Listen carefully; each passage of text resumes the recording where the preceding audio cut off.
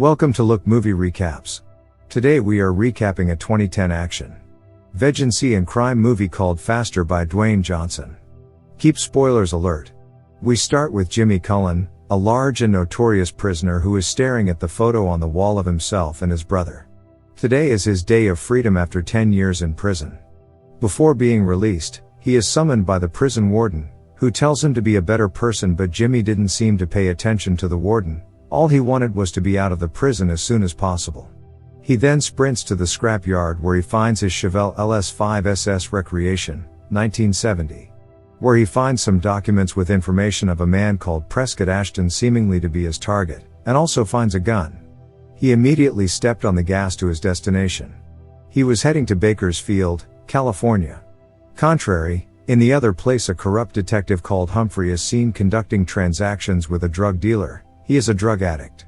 When Jimmy reaches his destination, he went direct and shot Prescott in the head, not bothered about the cameras that were watching him. After his fast target, Jimmy went directly to Roy G., a man who gave him a car and gun. He is his reliable informant, so he went for more information of his other targets of his revenge mission he has long prepared during his sentence in prison. Roy didn't appreciate Jimmy's approach, so he called his bodyguard to take care of him, but upon seeing his tattoos, he realizes he's the most feared criminal of the time. He creeps out saying he can't mess with the ghost, and he runs out. With no other choices, Roy reveals all information about Jimmy's targets. On the other hand, the investigation of Preston's murder has kick-started with lead detective, Cicero and Humphrey. Meanwhile, a man nicknamed Killer is a hired professional hitman. He is called by an unknown person giving him a mission of killing Jimmy, which he accepts. On Preston's crime scene, Detective Cicero reveals that Jimmy had been involved in a major robbery, and he operated the getaway vehicle. His magnificent driving skills played a major role in their escape. After a successful robbery, they encountered unexpected attack from another group of robbers, who robbed them and ended up killing Jimmy's colleagues and his brother, who was murdered in cold blood in front of him.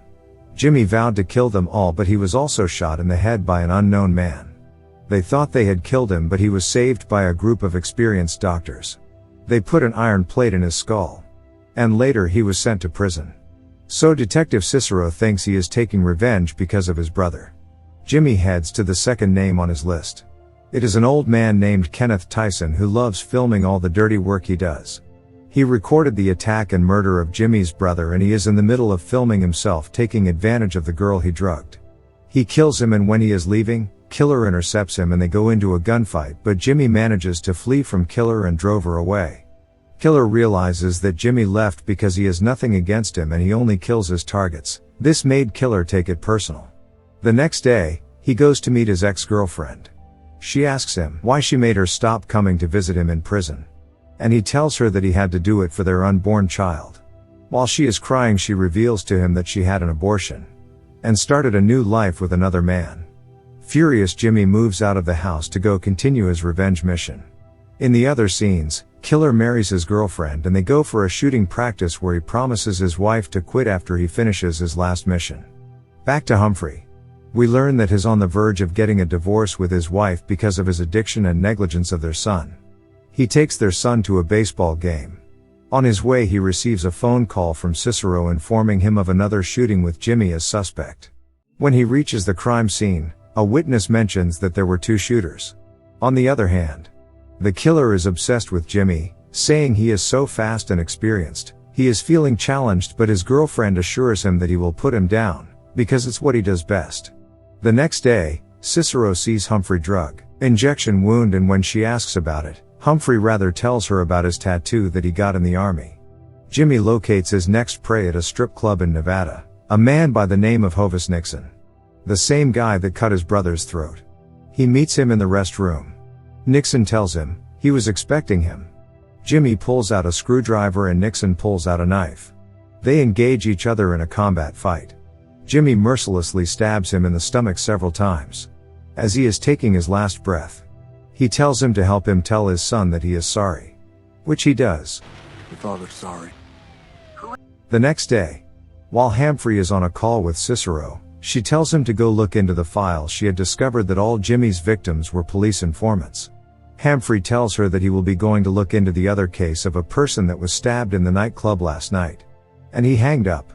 Contrary, while Jimmy is on the road, listening to radio, he heard that Nixon didn't die and he is fighting for his life he is in the hospital. He immediately drifts his car to look in the opposite direction to go finish Nixon. On the other hand, Killer receives information that Jimmy might be going back to Nevada to finish his target. In the hospital, doctors are fighting to save Nixon's life. Jimmy reaches the hospital and he is looking for Nixon. He finds him in the operating room and he kills him. Humphrey hears gunshots, and when he arrives, he sees Jimmy fleeing the place. He pursues him and they engage in a gunfight, but Jimmy is so fast. He manages to corner him and puts him at gunpoint. But then when he sees a police badge on him, he disappears, leaving him alive. While on the highway in his Chevelle LS5 SS Recreation, he realizes that he is being followed by Killer. They start racing against each other. He tricks Killer and he drifts his car, and in a blink of an eye, he is Killer at gunpoint. He doesn't shoot him, rather he shoots his tire, but Killer shoots him to complete his mission. Jimmy manages to drive away, but with a wound on his neck from Killer's shot. Jimmy heads to his parents' house and intends to kill his dad, who he thinks orchestrated the murder of Gary and him because they refused to share the money from their heist. Unfortunately, his mother informs him that he died 3 years ago. His mother went ahead to treat his wound while convincing him that their father loved Gary and couldn't have called for his murder. Here we learn that Gary's girlfriend, who is now Humphrey's wife, is the one that set them up. But Jimmy doesn't know this yet. The next day, Jimmy sets off to kill his last target, Alexander Jared, who is now an evangelist. On his way, he continues to listen to Jared's summons and spiritual lectures about revenge. At the police station, Humphrey is applauded for having insisted and he faced Jimmy alone. Later, Killer and Humphrey tracks Jimmy to his next target. He reaches inside the church where Jared was preaching, and when he saw Jimmy, his heart skipped and he froze in disbelief. They later meet. They went out away from the crowd, where Jared tells him about his salvation and he is a better man now. He then asks for forgiveness from Jimmy. He points a gun at him, and after hearing all his preaching the previous days, he realizes he is a changed man. He spares him. He goes back to church, sits alone and started thinking, and feeling contented for having accomplished his mission. Shortly, while looking at a photo of him and his brother Gary, Killer came and pointed a gun at him. Jimmy is not bothered. He doesn't care whether he shoots him or not because his mission was accomplished. While Killer wants to prove something to himself, Jimmy continuously told him that he had nothing against him and his battle is not with him. When he is almost shooting him, he saw Jimmy's list of the guys he had to kill. They were all crossed, indicating he is done with his mission of killing them. Killer laughs and asks him who he thinks sent him to kill him. Jimmy starts putting things together. He realizes there is one left piece. He recalls on the day they were attacked, the guy that shot him, he didn't get a chance to see him. Shortly, Detective Humphrey enters the church. He shoots Jimmy in the head.